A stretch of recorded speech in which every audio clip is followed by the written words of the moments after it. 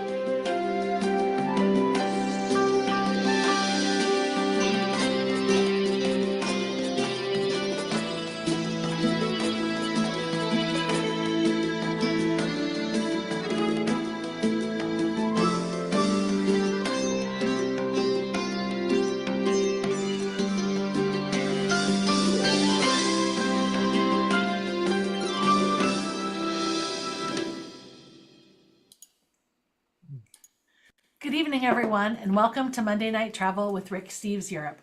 I'm Lisa Friend, and as always, I'm delighted to be your host this evening as we traipse along to the French Riviera. Before we begin, please check out our upcoming shows on our website, ricksteves.com, including our show next week on itinerary planning that will be helmed by myself, Ben, and Gabe. Behind the scenes, my wonderful colleague Gabe Gunnick is helping me corral your questions for our traditional end of the show Q&A. He's also posting a variety of resources and further information, including spelling of some fun French names, in the chat widget. We're lucky to have our own Francophile extraordinaire here with us this evening, Monsieur Steve Smith. Steve, welcome back to the show. Thank you, Lisa. It's good to be here. It's been too long. Well, it's not been all that long. It's good to be on the same time zone in any case. That feels very good. It's much easier when we don't wake you up in the middle of the night, right? Oh, baby. Yes, you're right. Yeah. I almost could reach out and touch you. I'm so close. I'm on Bainbridge Island, and enjoying a cold winter's day. Yeah, we have done this in the studio before, but because there were 5 to 7 snowflakes in Seattle, no, it's too dangerous. We're not good at that kind of stuff. Yeah, right. Before we begin, I just want to say in the world of television production, we strive to be evergreen and timeless.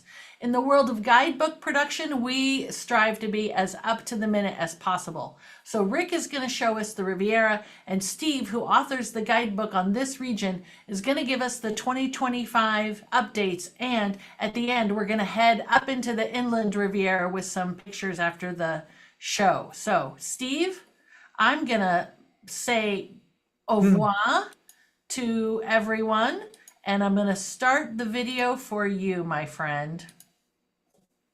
Not easily, but I will do it. There we go.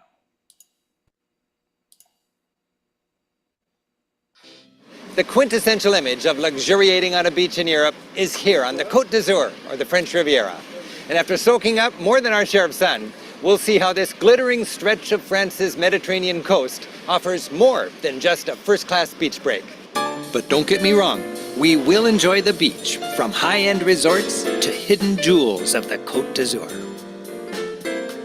We'll wander the gardens of a 19th century villa, zip up the Corniche to see a trophy of the conquering Romans, reflect on the light and color of modern masters, go posh with the glamour set, relax in Antibes, and then feast on bouillabaisse. When Europe heads for the beach, it often ends up on the south coast of France, the Côte d'Azur. We'll start in Nice, check out Villefranche and Cap Ferrat, race over to Monaco, visit Cannes, and finish in Antibes. In the 19th century, aristocrats from London to Moscow flocked to France's sunny Côte d'Azur, or Blue Coast. Much loved for its blue seas and blue skies, this was the place for Northern Europeans to socialize, gamble, and escape their dreary weather. Whether you're rich or not, Nice, with its eternally entertaining seafront promenade and fine museums, is the enjoyable big city highlight of the Riviera. In its traffic-free old city, Italian and French flavors mix to create a spicy Mediterranean dressing. Nice may be nice, but it's hot and jammed in July and August. We're here in early June, beating the serious heat and crowds. Yeah. So what do I want to say? I want to say avoid July and August if you can.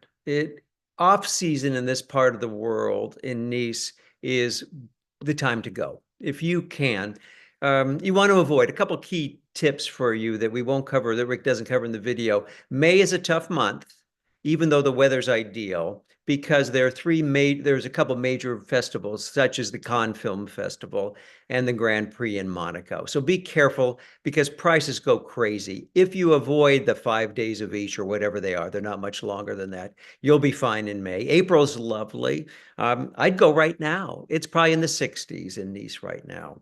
And those images we just saw remind me whenever I'm updating, I'm going to be there well, just when I said late April, early May myself this year, for the update of the book this year.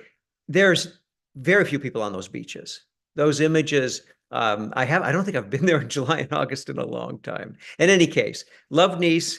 This is a city, by the way, that I used to go to because I had to, and now I go because I love it. It has evolved in such good ways since the TV show was done.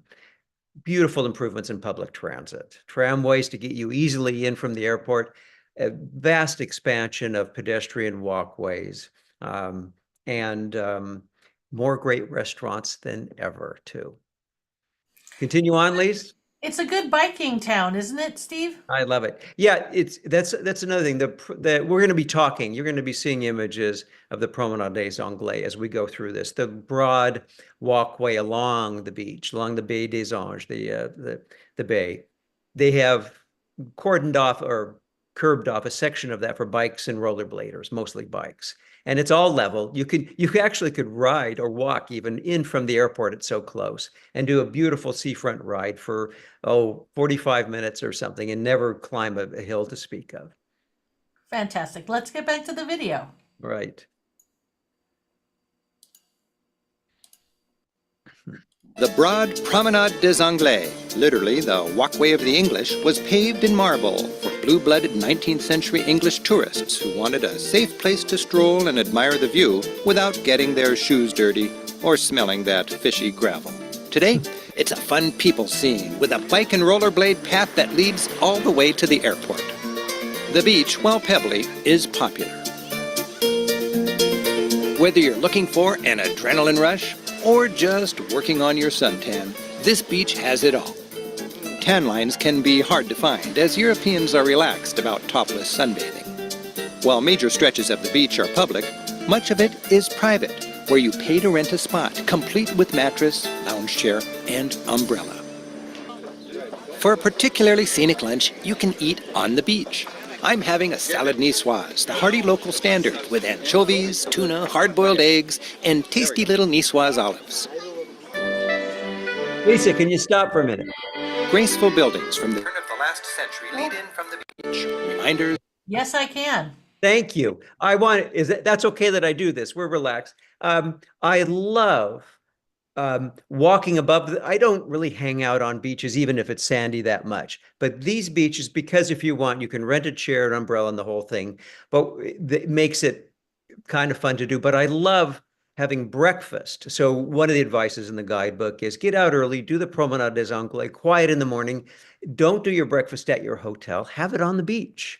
Those places are open, and the lunch they're having, as well as dinner, we recommend a few places on the water. They're not crazy expensive either. Oh, that's a great tip. Thank you. Yeah, that's one of my favorite things to do when I'm there. All right, thanks, Lisa. Just because Rick mentioned it, I feel like I don't see many topless women on French or Italian beaches for that That's matter. a really good point. Yeah. So, all you young men who go there with using your cameras as binoculars with your telephoto lenses, that's kind of a thing of the past now. Awareness of skin cancer and a lot more foreign visitors who don't understand the same culture, kind of being uncomfortable makes that much less prevalent than it used to be, Lise. Yeah. So, yeah, it's a changing world. Thank you. You're welcome. Of the Belle Epoque. Literally the beautiful age when the world seemed to revolve around the upper class and indulgence with abandon was a lifestyle. Nice's Grand Opera House illustrates the beautiful extravagance of this era. Imagine this opulent jewel buried deep in the old town of Nice way back then. With Europe's elite wintering here, the rough-edged town needed some high-class entertainment. A prime example of Belle Epoque luxury is the majestic Hotel Negresco. It offers some of the city's most expensive beds and a chance to step back into that age of extreme refinement.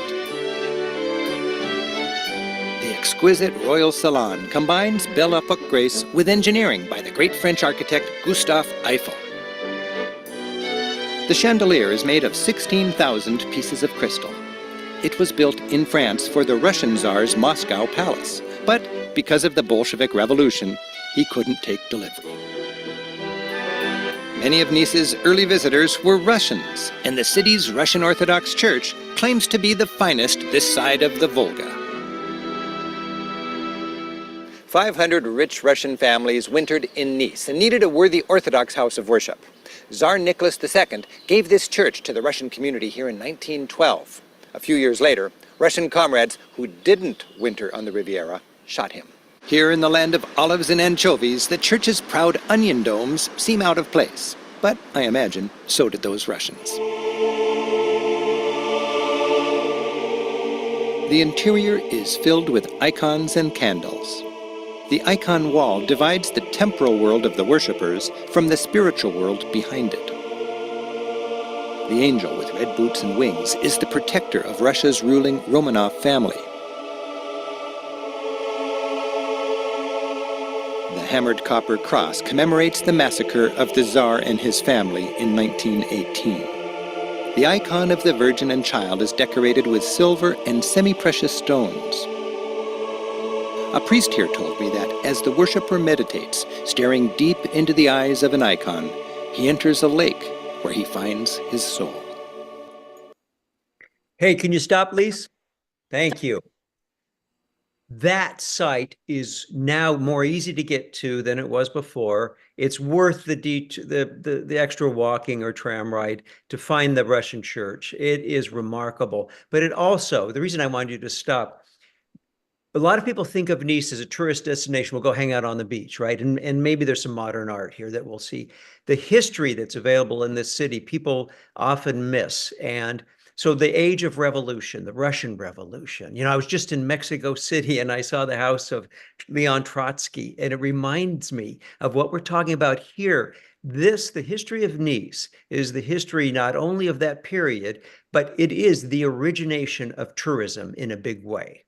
The Russians came here. The Brits really started it. Queen Victoria. They were trying to get away from tuberculosis. And they would come to the French Riviera because it was civilized. We were building the Promenade des Anglais to stay away from those Italian, dirty people. And so we have this sophisticated place to walk and be safe and be in the sun in the winter that the Russians and the Brits couldn't imagine. And because of those families' involvement and royalty, the history in Nice and the Riviera is far more interesting than I think a lot of people realize before they get there. Oh, that was so well said. Thank you. It was inspired. I didn't even think of it before. Thanks. Carry on. Nice was born on its easy-to-fortify hill. From there, and inland from the beach, spreads its colorful Old Town. The Old Town squares feel more Italian than French because, until 1860, Nice was ruled by an Italian king. Until the mid-1800s, the people here spoke an Italian dialect. Street signs are still in 2 languages, and pasta is still a favorite. Nice's Italian rulers lived in this palace. As the modern nation of Italy was being created, this region was given a choice. Join the chaotic new country of Italy, or join wealthy France, which was enjoying good times under the rule of Napoleon III. The vast majority of the people voted to go French, and voila. I love that. And voila. I just wanted to make sure we made note of the market that's coming up because I don't think that he talks enough about that market. Could you tell us the name, please? Yeah, thanks. And also, I love you stopping right there, Lisa, because the Franco-Italo culture there is so vibrant. I don't know another place in Europe, maybe in the Basque Country in Spain and France, where there is this dual culture that you get in one city, in one area, but particularly in Nice. This is a place to eat Italian. I mean, ravioli was invented in Nice. Not, I think I'm right about that. It could have been gnocchi, but either way, year and a half, the restaurants are Italian, and you can find fresh pasta that you can't find. I live in Burgundy, as you know. We don't have fresh pasta stores, but down here you do. And yes, the market that you're talking about is called the Cours, Cours, Soleil, which really has to do with the sunshine. They open a courtyard open to the sunshine, and it's a must. And it's one of those places when you continue the video that to shop in the daytime, it's fun to do, just to stroll and see all the flowers. And the flower part is sensational.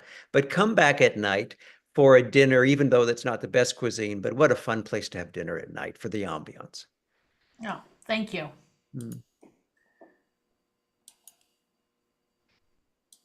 Oh, I missed. The Old Town offers a cultural scavenger hunt of opportunities.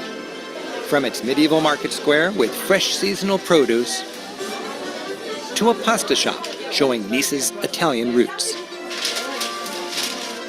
to the nearby Patisserie Hour. Its Belle Epoque storefront brags that it's been run from father to son since 1820. Queen Victoria satisfied her sweet tooth right here. Soca, a thin chickpea crepe seasoned with pepper and olive oil, is a peasant staple predating tourism that's still dear to local hearts. At this busy stand, the soca arrives by motorbike, hot out of the oven, and it's sold and gobbled up as quickly as they can slice it. Flowers seem to grow. Okay, we can't go any further, and I put myself on the screen because we're talking about food, and that's very important to me. So I didn't want to go any further. So Soca. I thought it was very interesting, great fiber, felt very healthy. It's it's not like a churro or a deep fried funnel cake. It wasn't something from the fair that would be craveable, but I think that it's wonderful that the popularity of it still exists because it's traditional and healthy. Yeah, and it is particular to Nice, but it's not. I mean, it's not sweet, right? There's two other bread items, kind of, I want to talk about. Fougasse is from this area. Again, French Italo cuisine. You should look for Fougasse breads, Fougasse, in addition to the soca bread. And the soca is really a really thin crepe rolled up with a little spice on it. But also pizza Ladière. So think of pizza, Ladière. I just love that. You'll see that in Provence as well. It's from that part of the world. It's like a little pizza, but what is it? With anchovies and onions, galore. Love that part. We'll talk more about cuisine, I think, main courses later. Is that right, Lisa? We can talk about food as many times as you like. By the way, I am drinking a Rick's favorite red wine. I don't know if maybe you had planned to let me introduce this, but Yes, tonight, in the you do spirit of, that now, Steve. girl, in the spirit of Monday Night Travel, right? Bringing people into our living rooms. Cheers to you, by the way. I wish I was with you. Bandol, Bandol, is made very close to Nice, not far away at all. And it is Rick's favorite red wine from France. Well, he's got a few, but this one is a treat. And it's a small production. Bandol, Bandol. It's a blend. It's sort of like a Rhone wine blend. Added a few more grapes. It's almost like a Chateauneuf du Pape if you like those wines. Think of it that way. All right, enough of that. Does Bandol also make a rosé? They do. They do. That's a pretty popular rosé, isn't it? I don't know how popular because the production is small. The little hamlet of the town of Bandol is right on the water, between Marseille and Nice, more toward Nice really.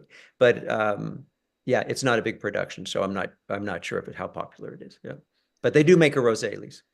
Zen, do you have our bottle here? Oh, we're gonna do something behind the scenes, and I know that at some point you had some of this, Steve, because we have a tradition at Rick Steves Europe of making Oh, I love ceremonial drinks. So this is a little split of champagne for when we very first sold 30,000 seats. And because I forgot to bring wine from home, my wonderful colleague Zen found this bottle and popped it open, and it's still drinkable. I was there then. I was I was running the tours I remember that moment. Yeah. That's a little behind the scenes for our But viewers. it's also, if you don't mind, I mean, when I started, for our viewers out there were 4 guides, and there were a couple hundred people a year on our tours at most, maybe, yeah, at most. And now I think we're up to 200 or something guides and 40,000 tour members. It's astonishing. And the guidebooks have grown in the same way, as has our expertise and knowledge. Because we do what we know and we know what we do. And we love it. We love it. Okay, we should keep talking about the Riviera. Cheers. Cheers.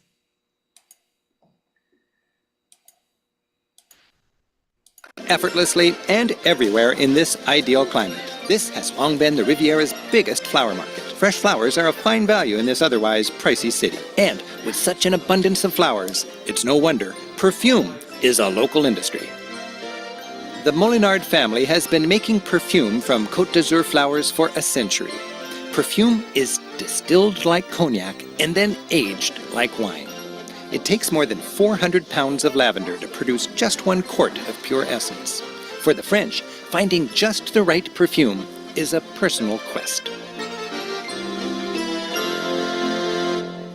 Because so many great 20th century artists chose to live and work here, the Riviera is studded with world-class modern art museums. Henri Matisse, Marc Chagall, Pablo Picasso, and many others raved about the region's light and vivid colors. They were charmed by the simple lifestyles of fishermen and villagers.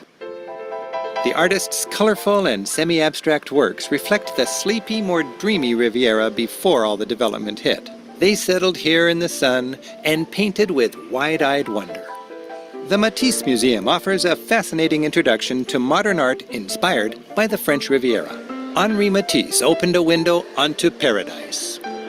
Armed with the bright colors of the Impressionists, Matisse captured the radiant Riviera of the 1920s. Seascapes, fruit, flowers, and curvaceous women. Matisse was the master of leaving things out, letting us fill in the rest. Matisse painted the three-dimensional world as a two-dimensional pattern of vibrant colors. You don't look through Matisse art like a window, you look at it. You can trace his work as it evolves. It became simpler with time, from detailed realism to a colorful impressionistic style to bold blocks of bright colors, to ever simpler forms, paring images down to two basic elements, line and color. His series called Jazz, like the music, celebrates artistic spontaneity and the otherworldly beauty that art can create. Matisse enjoyed a long and continually evolving career. In his 70s, fighting cancer and confined to a wheelchair, he traded easel painting for a new medium, paper cutouts. The cutouts are a single color with a strong outline. Scissors in hand, Matisse said, "I cut straight into the color."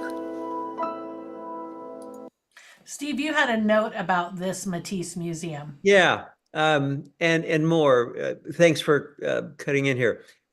It's constantly, be careful when you go to this museum. The collection is ever changing because, so first of all, there's not a lot of his original work here. It's mostly in New York City. Americans bought the stuff, and we have more of it than France does.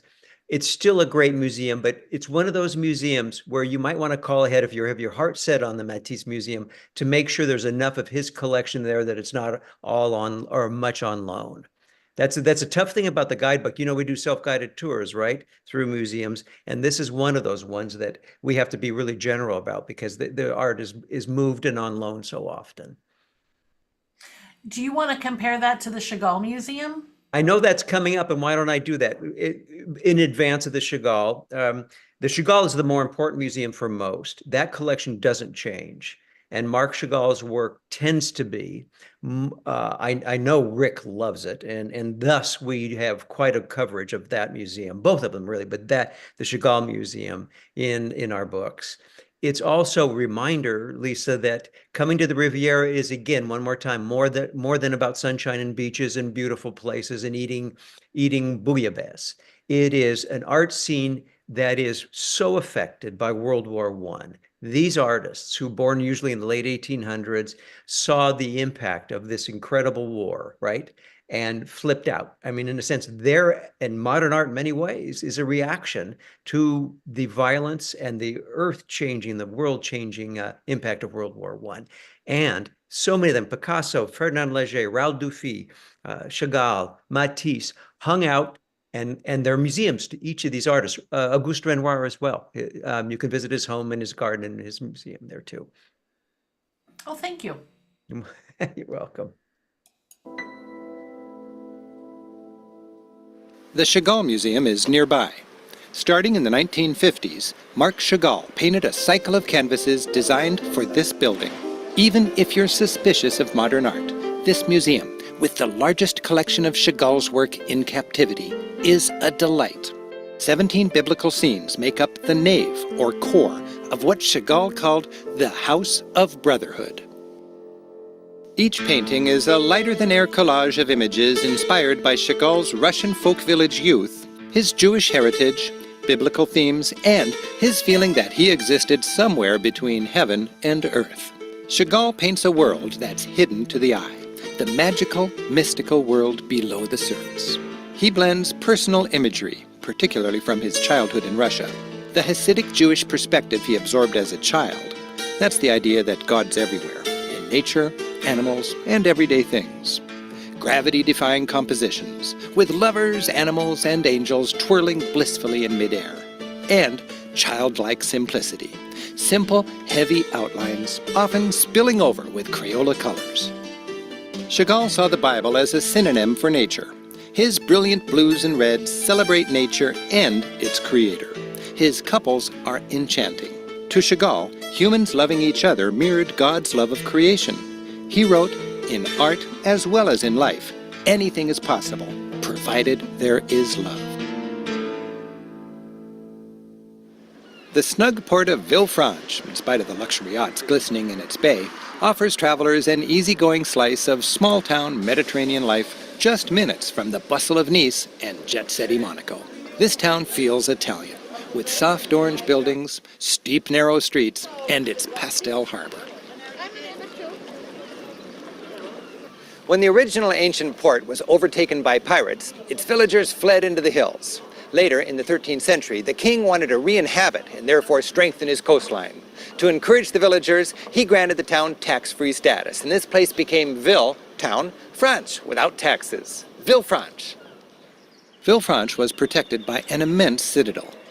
Today, because most of its 8,000 people call this their primary residence, Villefranche feels more like a real community than neighboring Riviera towns. Only a few families still fish for a living, but huge yachts call this bay home. This stretch of coast is studded with the floating toys of multimillionaires. Locals keep track of the world's biggest yachts and talk about them like they're part of the neighborhood.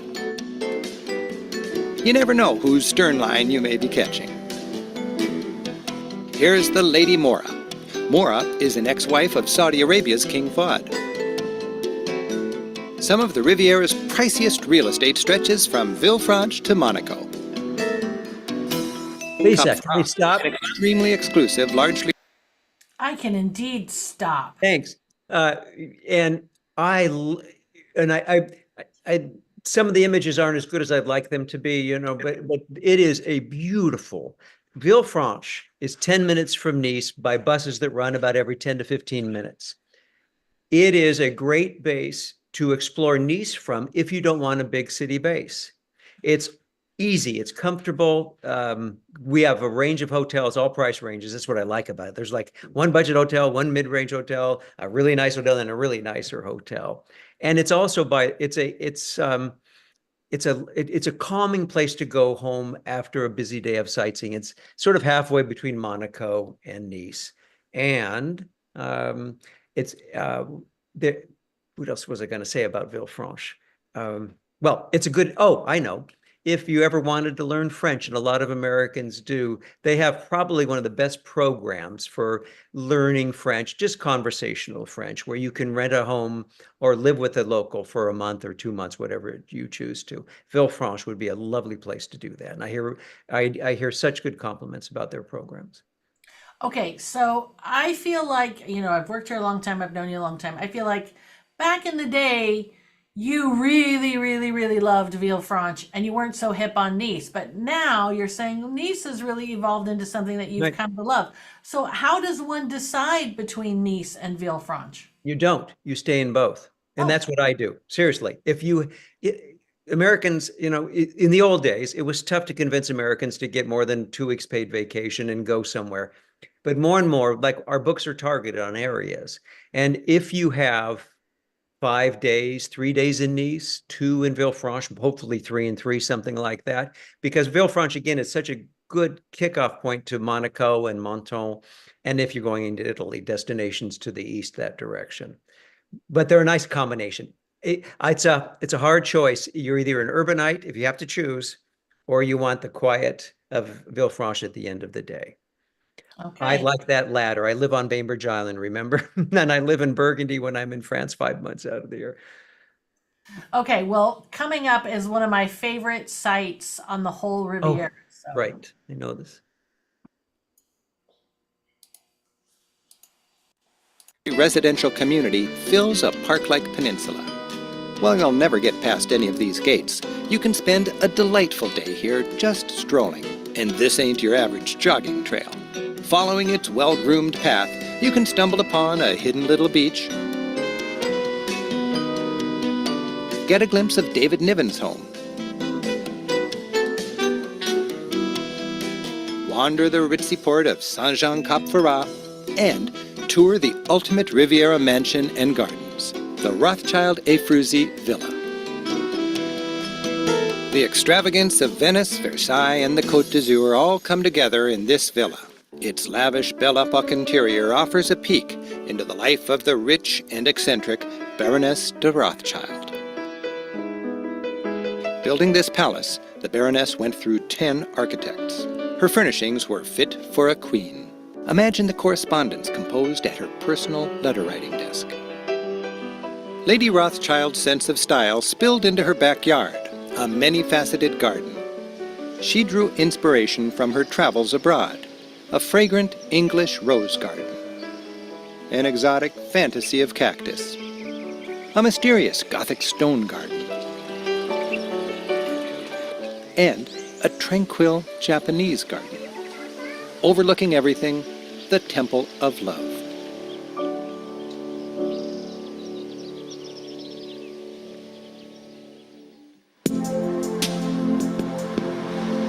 This region's breathtaking coastline is traversed by three coastal routes, the low, middle, and high Corniche. The low Corniche strings ports, beaches, and villages together.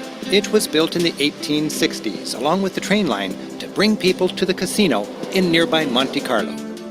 The middle Corniche. Steve, Yeah. you had a tip you wanted to share with the viewers. Yeah, too. you just saw my mouth probably open there. There's no reason to have a car in this area. I mean, unless you want to drive up into the hill towns, which we'll end with, I think, tonight. Otherwise, buses and trains that we just saw crisscross along the Riviera so easily. And traffic, if you're driving, is not fun. I love the connection between Nice and Monaco, where we're heading now, where the corniches are like roadways that scale up the side of the hill. There's the low, as Rick said, the middle and the high one. It's fun to take the bus one way and the train back the other between Nice and Monaco. I highly recommend that.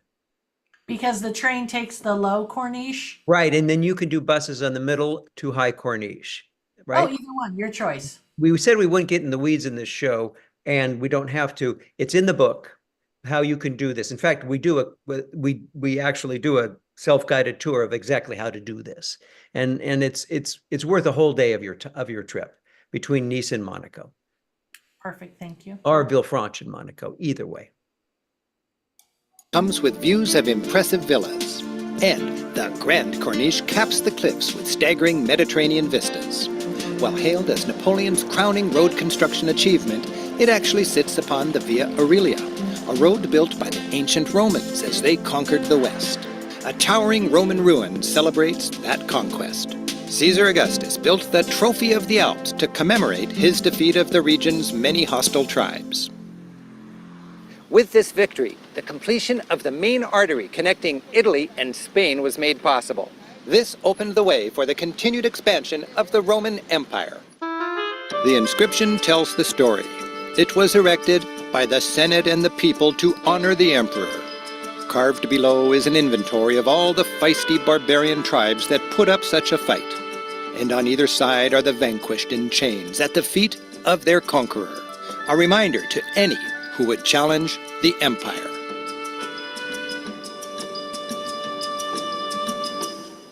Nearby, standing high above the sea, is tourist.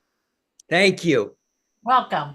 That monument is powerful. To imagine that 2,000 years ago, Roman civilization connected Italy and Spain this way with this route. The monument is towering. It's really well presented. And the reason to stop shortly is I love the town it's in La Tourbe, and the town, I recommend restaurants and enjoy. Don't just come for the monument. See a little bit of the village because it's a beautiful hill town, much like Ez is that we're looking at and we'll go to now, with only a fraction of the visitors that go to Ez. But magnificent Ez. The once formidable town gate, designed to keep rampaging pirates out, leads into the medieval village. This self-proclaimed village of art and gastronomy mixes perfume outlets, upscale boutiques, cobbled lanes, and scenic perches perfect for savoring a drink. The more adventurous can climb even further up to the scant ruins of the Ez Chateau.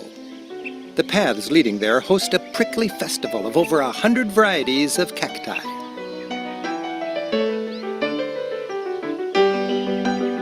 Looking beyond the flowers, you'll enjoy a commanding Riviera view.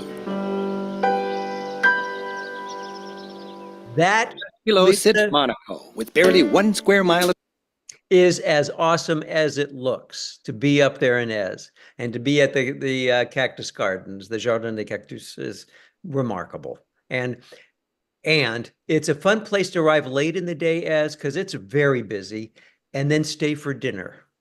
You can cab back to Villefranche for a reasonable price and escape most of the tourists. There you go. Fantastic. territory, it's one of the world's smallest countries. Of its 30,000 residents, less than 10,000 are true Monégasque, as locals are called. Many of the rest call Monaco home because there's no income tax. Despite overdevelopment, high prices, and mobs of tourists, a visit here is a Riviera must. And Monaco is a work in progress. The district of Fontvieille was reclaimed from the sea. It bristles with luxury high-rise condos. The new breakwater, constructed elsewhere and towed in, enables cruise ships to dock. And cars still race, as they have since 1929, around the Principality in one of the world's most famous auto races, the Grand Prix of Monaco. The minuscule Principality has always been tiny, but it used to be less tiny. In the 1860s, it lost most of its territory to France, but the prince built a casino and managed to connect his domain to the rest of the Riviera with a new road and a train line. Humble Monaco was suddenly on the Grand Tour map, the place for the vacationing aristocracy to play. Today, the people of Monaco have about the world's highest per capita income, with plush apartments to match. Its famous casino allows the wealthy to enjoy losing money in extreme comfort. If Monaco is a business, Okay, this is my fault. I'm breaking in because I want to know one. It's been a few years since I was in Monaco. Can you still get your passport stamped at the tourist information office for a fee? No, they don't do it anymore. That's lame. But you can still get stamps. The Monegasque stamps you can still get. I'm sorry to tell you. And you know, Monaco, it's there's new sites there since this TV show was done, and one of them that we cover well is and this isn't my thing so much, but I was impressed with it. So was Rick. We went together. Is the car museum, the antique car museum, the Prince Rainier's. He was a collector of cars, and so is his son Albert, who runs the show today in Monaco. It's astonishing, and the casino. I think we just went through it. I don't think we're going to cover it more. They have figured out how to allow tourists to visit it, because the casino, by the way, is also an opera house. If anybody knows of Sarah Bernhardt, she was the original performer there. So there's more than just changing money and gambling. And in the mornings, you can visit the atrium and the opera house if you want to, and the performing center. And then at 2 o'clock on, for $18, 18 euros, you can enter the gambling part. But you have to dress well. You don't need a tie, but no shorts, nothing. Wear the best clothes you brought, and bring your passport, by the way. This confounds Americans. This is important. Bring your passport, because they'll probably let you in. They'll realize, but they don't allow people from Monaco in the casino. Really? Because they don't want them to lose their money this way. They want the foreigners to lose their money this way. And I have to be honest, I don't know how closely that's monitored. It used to be in the old days. I had to bring my passport when I went to Monaco, and I think you're safer to do that if you really want to go in the evening. And it's a pretty cool scene, you guys. It's really James Bond-like, because the gambling rooms open at 2. And it's unique, I think, in the world. I mean, the casino at Monte Carlo, the first great casino that we know of in the West. And to be there in the evening and watch the guys and the women dressed nicer than you are, gambling in such a luxurious situation. It's kind of like going to Versailles with roulette. I just made that up. That's good. I'm going to add that to the book next year. Well, I'm really glad that you shared your point of view with us on that, because I have only been during the day, Right. and I walked around and I wondered how intimidated I would be to go in the evening. But It's fine. And the buses and trains connect that to Villefranche and Nice and Antibes, for that matter, further west, very easily. okay, thank you. Merci. Je vous en prie. the prince is its CEO. While the casino generates only a small part of the state's revenue, its many banks, which provide an attractive way to protect your money from the tax man, earn much more. There is no income tax here, but the prince collects plenty of money in value-added taxes, real estate taxes, and corporate taxes. Nearly all of Monaco's sites are packed in a Cinderella neighborhood atop its fortified hill. Its impressive aquarium, which proudly crowns the cliff like a palace, was directed by Jacques Cousteau for 17 years.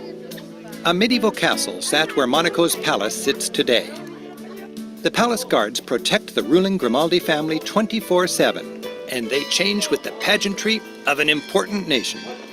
Every day at about noon, tourists pack the square to witness the spectacle.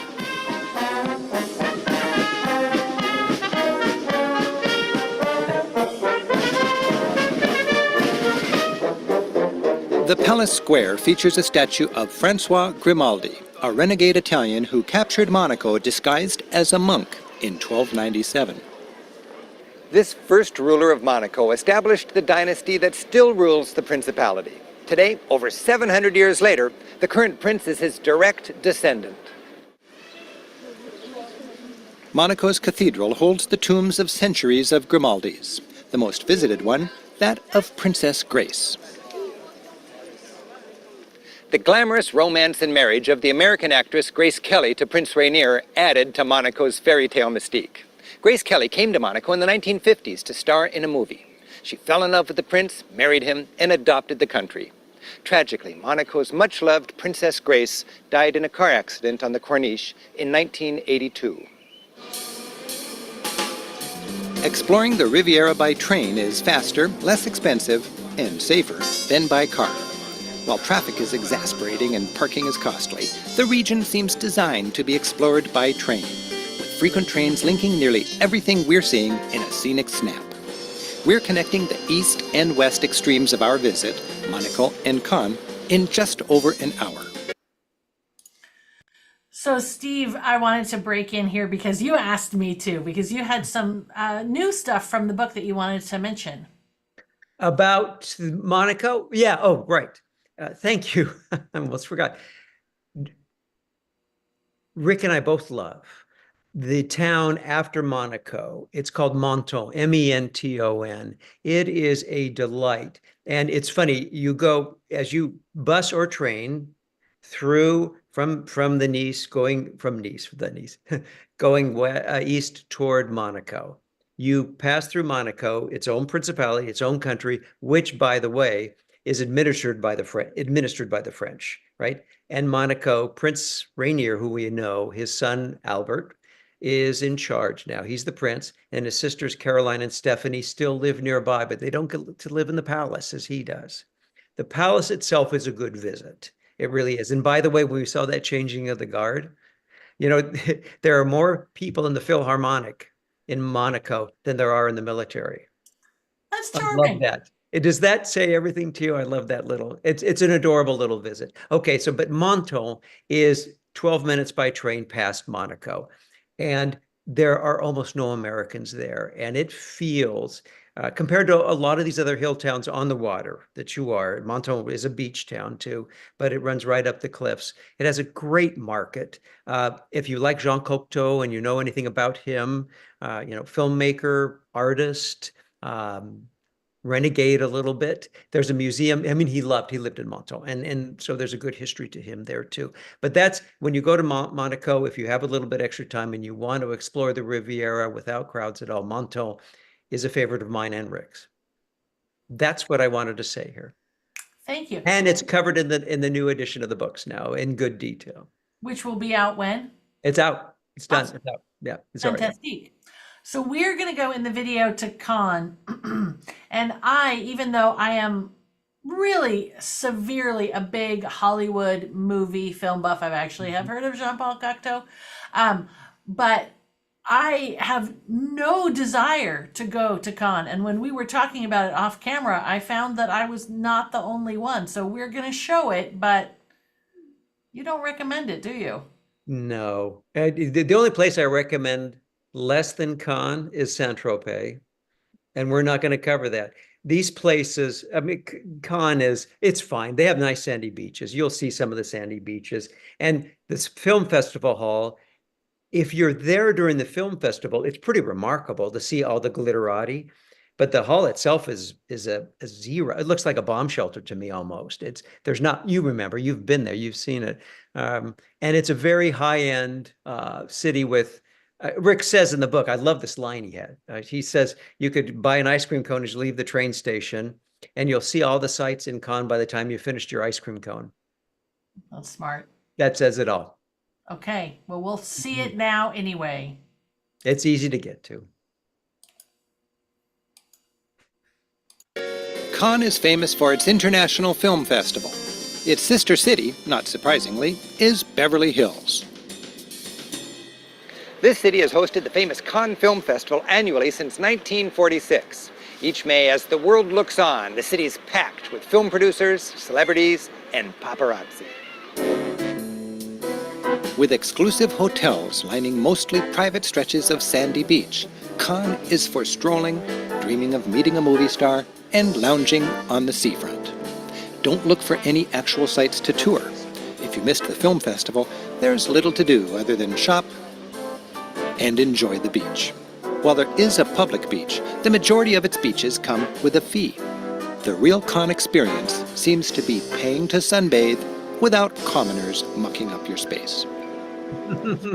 While those enamored with lifestyles of the rich and famous flock to resorts like Cannes or the insufferably chic Saint-Tropez, I prefer nestled between Nice and Cannes. Antibes has a down-to-earth ambience rare for this area. Its old town charms are wrapped in a rampart and watched over by twin medieval towers. Antibes was discovered after World War I. It enjoyed a particularly roaring 20s with the help of party animals like Rudolph Valentino and the rowdy, yet ever silent, Charlie Chaplin. They say fun seekers even invented water skiing right here in the 1920s. Before 1860, when Nice was under Italian rule, Antibes was France's last fort before the Italian border. The French king made sure the ramparts were strong and well defended. Today, the fort protects a priceless collection of Picassos. In 1946, 65-year-old Pablo Picasso was reborn. World War II was over, and Picasso could finally escape the gray skies and gray uniforms of Nazi-occupied Paris. Enjoying worldwide fame and the love of 23-year-old Françoise Gillot, Picasso moved to Antibes. He lived and worked in this castle and on this terrace. He painted like a madman, swam in the Mediterranean in the morning, partied with his friends in the evening, and painted again late into the night. Ever restless, Picasso had finally found his Garden of Eden, his joy of life, and he painted it. In his Joie de Vivre, we see his flower child, Françoise. She kicks up her heels and dances across a Riviera beach. Flute-playing satyrs, centaurs, and fauns announce the newfound freedom of a newly liberated France and a newly liberated Picasso. After decades in the city, Picasso rediscovered the joys of village life. Shopping in the Antibes market, he'd return home and turn groceries into masterpieces. With his distinct Cubist style, he captured sunbathers and munching locals. He was fascinated with the simple life of fishermen. Picasso painted a pagan paradise where civilized people could let their hair down and indulge in simple animal pleasures.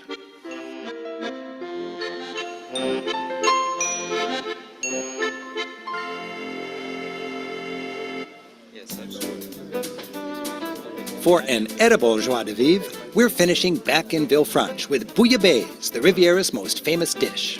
This spicy fish stew is based on recipes handed down from sailors in nearby Marseille. A true bouillabaisse must contain at least 4 types of fresh fish, though most have more. The fish is cooked in a tomato-based stock, flavored with saffron and white wine. The bouillabaisse is topped with a dollop of garlicky sauce and crunchy croutons. Travel, like a fine bouillabaisse, is the happy result of good things coming together. For the French Riviera, take a variety of beach towns, spice with modern art. Toss in a pinch of history, sprinkle in some glamour, and let simmer under the Mediterranean sun. I love it. I love it. That's good. You want to say something, Lisa, and then I'll add. One of his more poetic endings to a show. It was pretty good. Yeah. It's like this recipe for travel. I love it. I'm gonna ask you before we even get to the word from our sponsor, because it goes so beautifully with what we're talking about. Mary Rose would like to know, what are your favorite French dishes from this region? So, wow, questions already. Salad niçoise. properly done. I mean, in the recipes in the book, but properly done salad niçoise is my favorite. I love anchovies too, and I love pizza ladière. I mentioned that before. And there is a uh, bouillabaisse is one pricey dish to order, and I think it's not unusual for people to be maybe a little bit disappointed because they paid so much for it. There's two poor man's versions of bouillabaisse that if you're taking notes are worth, and it's in the book if you have the book. Soupe de poisson is the simplest version of it because you get the same sauce and rouille that goes to make with the croutons the base of a bouillabaisse.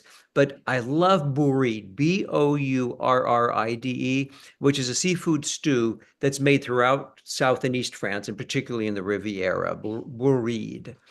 Um, that's a great order. Yeah, and there's so much fish from the Mediterranean as well. And What's the Lisa, difference between a bourride and a bouillabaisse? the burrito is a completely different base for the sauce. It's a Okay. premier white sauce. Fewer different types of fish are required to go in it. It's a fraction of the price. It's like a fifth of the price of a bouillabaisse. You'll find me and also, by the way, on the cuisine thing, Italian. Half your meal should be Italian. I mean, you should be that's eating local in the Riviera. Perfect. Okay. So the word from our sponsor this evening is well, we could go with the France guidebook. I have the France guidebook here.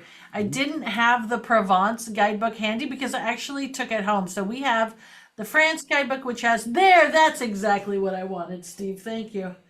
Thank you. That is the Provence and the French Riviera book. And it is, I love all our books. Obviously, I use them every day in my job, but the Provence book and the Riviera book, the Provence and Riviera book is just one of my favorites. It's so well written.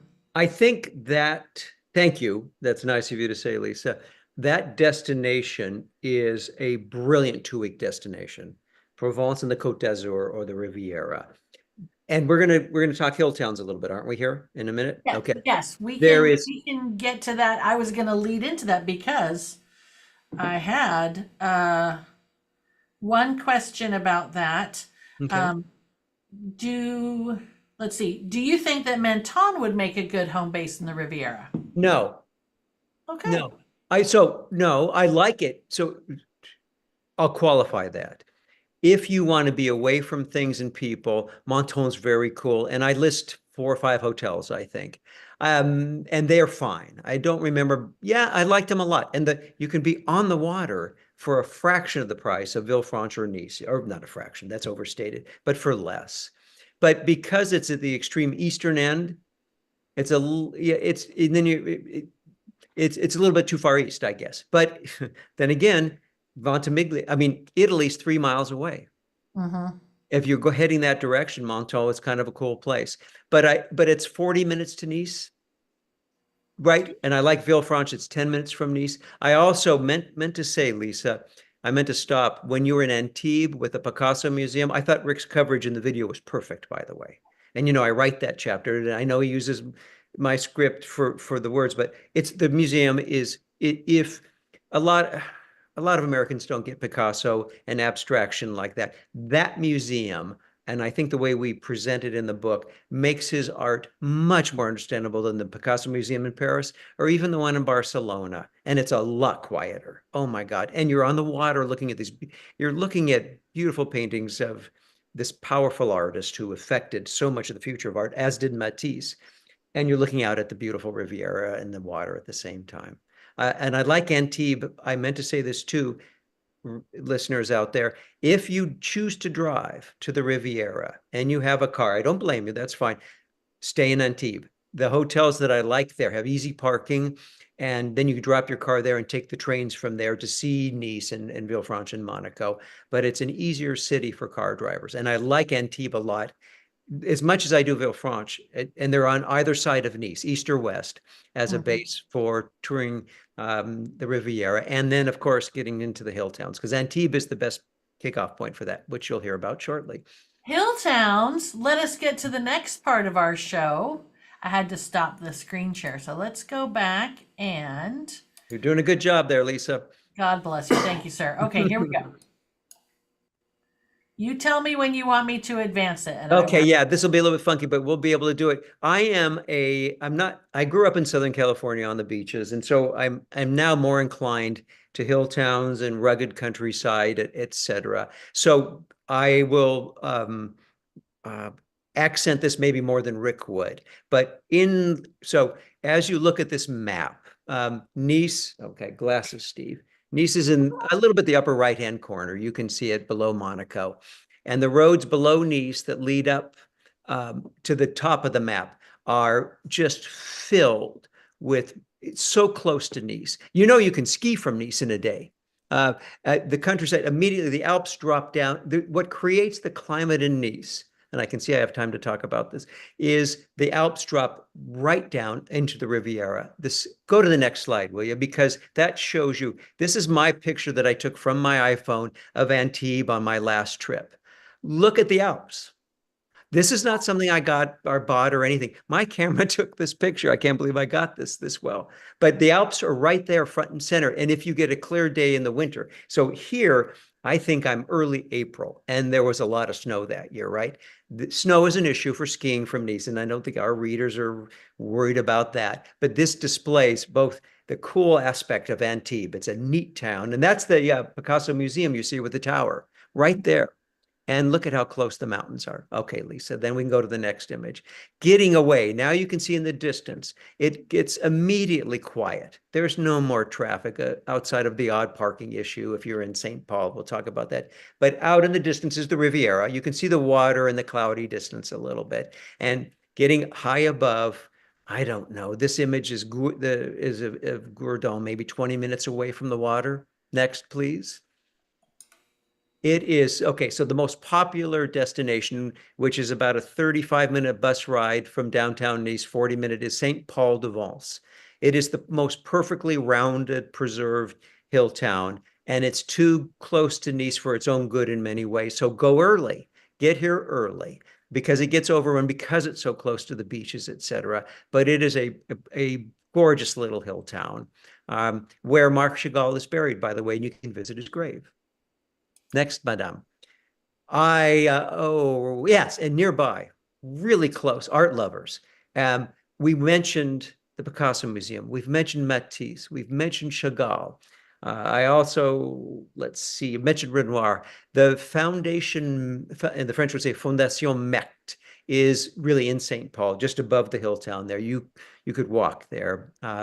Is a brilliant assembly of all those artists, plus many others who found the Riviera to their liking and learned from, so much of art is created by artists sharing ideas and sort of that, I don't know, petri dish. I always think of that as I think of Paris, right? During, in Montmartre, during the Impressionist movement. Here later, right? In the 20s and 30s and 40s and post-World War I, post-World War II, the Foundation Mecte is a must for any lover of contemporary art. And it's just outside of St. Paul. Next. But where I love to stay, I base here. I booked 2 nights here from my research trip. And if you want to see me there, I'll be there in late April. Vence, Vence, is, I don't know, 10 minutes from St. Paul. And it's bigger. It's more interesting to me as a base for hotels, restaurants, etc. The whole center of the town. And I don't know, maybe there's 20,000 people. That's probably overstated, 10,000 people in Vence. It's not a little village, but it's big enough to have and pedestrian streets like this. Next, please. And cafes everywhere. Look at the scene, and it's quiet. You are 45 minutes from downtown Nice, and suddenly you're in the hills. The air is fresh and clean, and and keep going, please. And it's famous for one particular reason. Henri Matisse had developed cancer, and a nun who took care of him was a member of this chapel here in Vence, where he created a world famous. The Chapel of the Rosary in Vence is sought after by lots of Matisse lovers, and it's interesting because it's so simple. um, with just charcoal on white tiles. You can see to the right side, but the play of his stained glass that he designed that will remind you of images we saw earlier from the museum in Nice of Matisse makes a beautiful visit. And it's rather simple, but it's perfectly Matisse. That's the big sight in Vence. Plus, it's just a nice place to end your day in that little town. Next, please. And all around it are hill towns. You can keep going. A Gourdon here. This is you just minutes from downtown Nice, but you're a world apart. That's Gourdon. It's on a little self. One thing I love about our books, Lisa, is that we do, well, particularly in France, I do self-guided driving tours. This is where a car is really handy. And this is where staying in Antibes, if you had a car, it's a big benefit to you because buses are tricky to use to get to destinations like Gourdon here, which is just this 2,500 feet above sea level, suddenly hill town. I mean, you've gone from, from sea level to this, and it's, you can see how crowded it is. Next, please. And this is Coursailles. No, it's Grès-Ollières, pardon me. Keep going. This is hill towns. I mean, built into the side. This side of the cliffs. I'm doing fine time-wise. Grasse is this image. Grasse has been, and I want our listeners to hear this, for 500 years, the capital of perfume production. Not just last year or the year before, a few years, 500 years, the hill town of Grasse, because it has a microclimate that grows flowers exactly as needed for perfumes.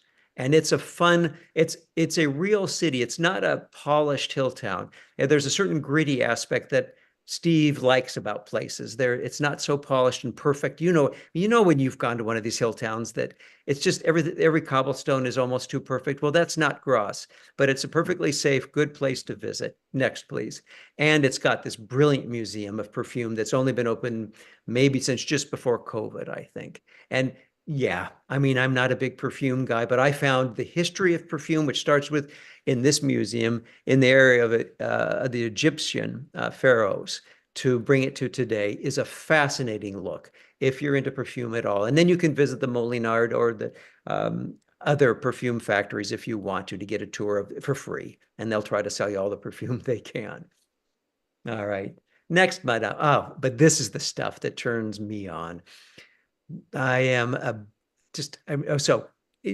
another 45 minutes from Grasse. If you're in your car, there's no way to do this other than a car.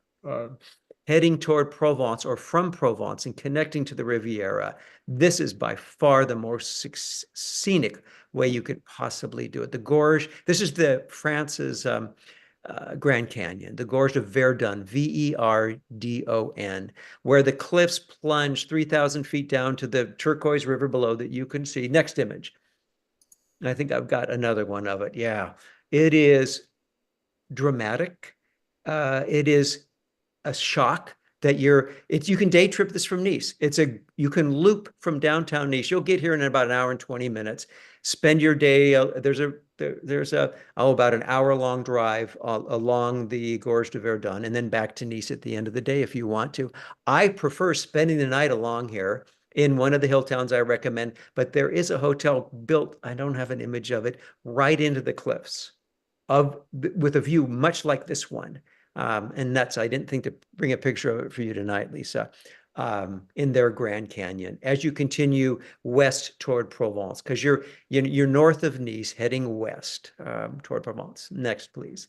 And and you can rent paddle boats. There's a little lake there, and this is the river, the Verdun River, and notice the glacial silt that creates that color. It looks like that year round. And you can paddle boat up or kayak up to a certain distance into the canyon. You can't go all that far because it becomes unnavigable. But you can see by the images. What a contrast to sitting on the beach, sipping your rosé wine, to be able to do this as a day trip from downtown Nice, right? Mm-hmm. You better agree with me. I love the nature thing. Oh, man. And by the way, France, this has for a long time been the outdoors place to go for Europeans if you want to mountain climb. and if you want to go kayaking, and if you want to go hiking, obviously the Alps, the Pyrenees, the Massif Central that creates this southern central part of France as a destination, I mean, huge part of its popularity is our nature sites like this. We needed to do a show on the Alps sometime, by the way. That reminds me. Okay. Okay, You ready? glasses. I wanna do this. Now I'm like, I wanna get in a kayak and I wanna kayak in this gorge. It is, it really is simple, and it really is as beautiful as it looks. I mean, yeah, it is. And I get to do this. Writing the guidebooks, I get to go there all the time. And I think, God, I hope our readers are doing this stuff because I love it so much. And it's so accessible. Yeah, you need a car. That's true. And by the way, there's a way. France is the driving in France, in my opinion, is the easiest country in Europe to drive in for And Americans. I know you've traveled a lot in France. Between France and Italy, you're kind of an expert. I mean, you've been all over. I know, Lisa. Yeah, yeah. That's You because I even made you book my hotels. And then you visited me in my house too one time. I remember that a long time ago. Yeah. Anyway, okay, the Gorge of Verdun is spectacular, and I don't need to say more. And again, one more time, it's a great way to connect Provence and the Luberon. You're going to end up in the Luberon. If you've ever heard of Peter Mayle in A Year in Provence, that's his region. What a way to, and again, I'm going to back up, and I'm covering lots of things because I see I have a few minutes here that I can still say. Nice is what I do every year. I fly in or out of Nice and in or out of Paris. It just depends on the connection. Those two airports are so easy for reasonable flights from the United States. Yeah, you have to transfer to get to Nice if you're coming from the United States normally. I'm not sure from the East Coast, but certainly from the West Coast, there's no direct flight to Nice. But it's a pretty easy transfer in many capitals in Europe. But there are direct nonstop flights from many American cities to Paris, of course, and connect the two. What a great trip. Connect Nice and Paris. Next. Next. Yeah, I think this is probably my last image. This is Moustier Sainte Marie, and it looks just like this in person. It's how they wedged these little terracotta roofed town houses into the edge of the cliffs like that is remarkable. And I also love Aiguine, it's in the book. I don't need to spell it for people, I don't think. But wow, spending the night here, it's very easy to pass through here in the day because you can pass through in a day. But if you take the time, it's pretty magical to spend a night here. We're either in Moustier or along the Gorge of Verdun. Oh, and Moustier is famous for its china. Oh, Some people really? might be aware of it. Isn't that funny? Believe me, that's the whole town right there. That's everything. There's nothing anywhere near it but that. And it's known for its china. And I'm not really good at that kind of stuff, but I'm aware that it's popular with that. And I list a few hotels, bed and breakfasts, and good restaurants here too, by the way. There you are. I think that's it. Do I have any more? I think that's the last of my images. Is that right? That I added on to the video? It is. All right. You and me and all the questions. But we answered some of them along the way. Okay. Are you ready? Yes, I am. Yeah. All right. I'll give you an easy one. And this is for our YouTube viewers, what is the cost of a chair and umbrella on a private beach these days? Oh, and in Nice, this would be more expensive in Cannes because usually those beaches in Cannes that are private are associated with hotels like the Ritz-Carlton. That should tell you something right away. By the way, I'm going to go random on you a little bit here. When we were in between Cannes and Antibes, another historical part of this that I failed to mention earlier that I want to remind people of is the history of Charlie Chaplin, Scott Fitzgerald, and Ernest Hemingway. They loved this area. And anyway, so if you're sort of an early American author lover, my father taught Hemingway and Fitzgerald, and my dad was a professor, so it's sort of imbued in me. Anyway, where was I, Lisa? I lost track of. We were talking about what's it going to cost for me to plunk. Yes, a beach chair, etc. In Nice, where most people are going to want to do this. First of all, Antibes and Villefranche have largely sandy beaches where you just throw your towel out. You don't need one. Nice, you definitely need something because those rocks aren't very comfortable. So a chair, a chaise lounge is going to be like 15 bucks. Add a side table and an umbrella, another five. I mean, it turns out, and a towel, etc., maybe 30 bucks for the day, right? That's very reasonable. It is. But again, I know I mentioned earlier, you can have breakfast or lunch or dinner and savor it and spend hours over a meal and have the same, unless you need to sit in the sun and get tan. I think it's a better experience. That's my opinion. Okay, well, you can do it either way then. So it's affordable. Yeah, I mean, Americans may not be used to spending money to sit on a beach, but when it's really rocky like that, and it's kind of fun to have a waiter come to your chaise lounge and ask you, do you want something with your pink martini? I just made that up. I don't know they serve pink martinis. I just like that group. Okay, let's see. So we answered all of those. In the book, do you recommend any cooking schools or classes in the Do Riviera? I ever? Do I ever? And by the way, I'm learning that's hugely popular now. So and in this chapter, Nice, there is a woman named Nadine who she's in the book, killer good. And Rick was blown away with it. I think we were there just the year 2023 was the last time Rick came. We spent 10 days on the Riviera and he took her food tour. But I also list a couple of others. Rosa Jackson is also great. She's Canadian and does a great job too. Um, and people find these things I know online as well. But those are two that we've tested and they're reliable and good. Yeah. I mean, that's the thing. We're giving personal recommendations for things that we've done. Right. And we trust these people. We know Rosa is leading your tour. Nadine is leading your tour, not somebody that this small group of people throws together and doesn't teach very well. Sorry. So, no, it's fine. Gary would like to know, why do you not cover Marseille much? What's your opinion on it? I love Marseille, but it's not the Riviera. I agree with Gary. Go to Marseille, please. It's officially Provence. And so we've cut this show off. I mean, this show is directed by the video that you showed, but between you and me, I could consider Marseille the eastern edge of the Riviera. We officially it's Saint-Tropez, and east of Saint-Tropez by another hour and a half is Marseille. So it's a ways. But I highly recommend going there. I really like Marseille. It's a brilliant city, and it's like Nice. It's up and coming and deserves your attention.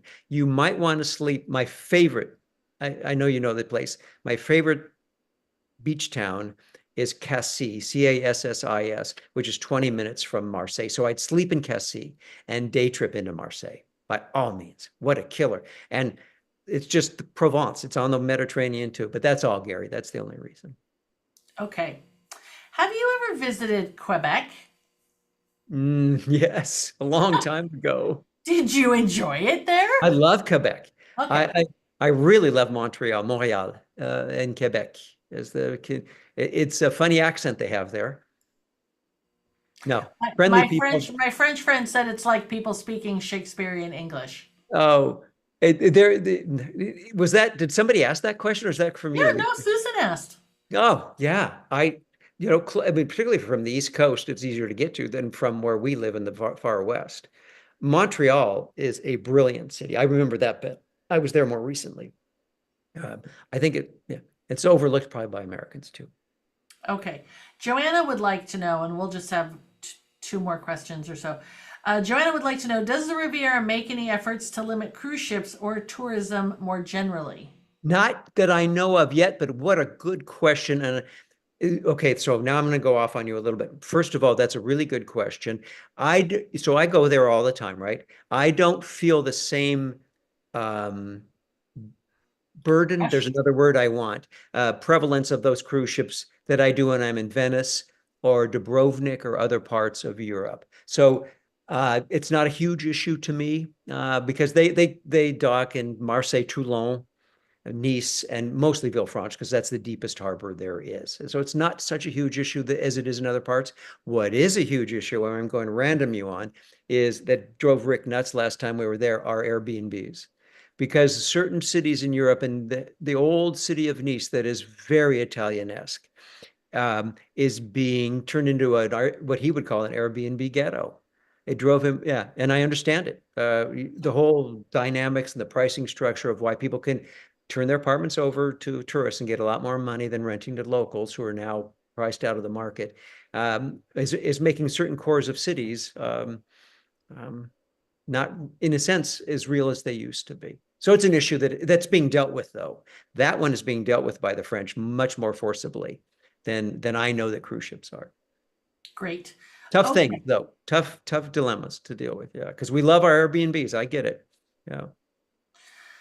Elaine would like to know, have you ever visited Cagnes-sur-Mer? Cannes? Yes. How do Kanya, you pronounce it? Kanya. It's pronounced Kanya. Yeah. Cagnes-sur-Mer. Yes. Where It's Renoir spent the last 12 years of his life. If so, do you recommend it? so I'm glad she asked the question. It's a beautiful hill town, another beautiful hill town, right? I mean, the town spreads down from the hills to the waterfront, to the sea, the Mediterranean. Between that is Renoir's home, where he spent the last 12 years of his life, in his garden. He was a big gardener. And if you're a Renoir fan, it's worth that pilgrimage. You're not going to see a lot of his art. There's small sketches, etc. You'll see a lot better of his art in Paris at the Orsay Museum, for example, right? And other museums in the world. So don't go expecting to see great paintings of his. But if the pilgrimage matters to you, much like going to Giverny to see Claude Monet's, where he spent the last years of his life, right? Creating his gardens, much, and Renoir did the same thing just in the South, then it's a pretty cool place to go. I wouldn't base there. It's the seafront there is ruined, I think. I mean, it's just too many high rises, and you can't even see the old hill town, which is beautiful from, you know what I mean? Because it's just too close to the water. Does that help? I hope so. I hope that helps. It's I like it. delightful. I like it, but it's not, there's other places I go first as a base. And there's no reason to go into the old city of Cagnes-sur-Mer unless you're staying there to wander the old hill town, because there's other hill towns that are nicer for us tourists. Steve, Yes, I'm opinionated. Yes, that's why we ask you here. That's why you're a guidebook author. I want opinions. I want hard information. I want to get that kind of information out to our viewers. So I want to thank you very, very much for being with us tonight. you bet. I hear tell that you want to do a show now on the French Alps. Is that what I'm hearing? I would love that. Yeah, we could do Alpine, we could do Alps and Pyrenees. It'd be kind of fun. Yeah, because the Pyrenees are so unvisited and the Alps are well known, but I think we could direct people to places they might not otherwise know of. But places like the Tour of Mont Blanc, the route around Mont Blanc, and Rick did an episode on that. We could use that. It's a go. little popular for its own good, in my opinion, but it's pretty cool too. It's to be able to walk around Mont Blanc in 10 days is quite an accomplishment. Well, if any of this has spurred your creative juices to talk about itinerary planning, I invite you, our viewers, to come back next week when Gabe and Ben and I will be discussing how to do the best job itinerary planning. So that's next week's show. We'd love to see you there. Steve, thank you very much. We'll have you back soon. Au revoir, Lise. I can't wait. À bientôt, j'espère. Hein? Et à bientôt de tout le monde. Ooh la la.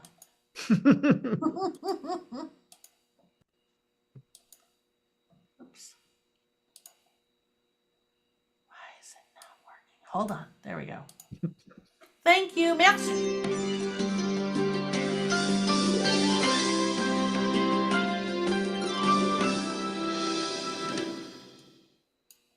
Bonne nuit, Steve. Bonne nuit, Lise. À la prochaine.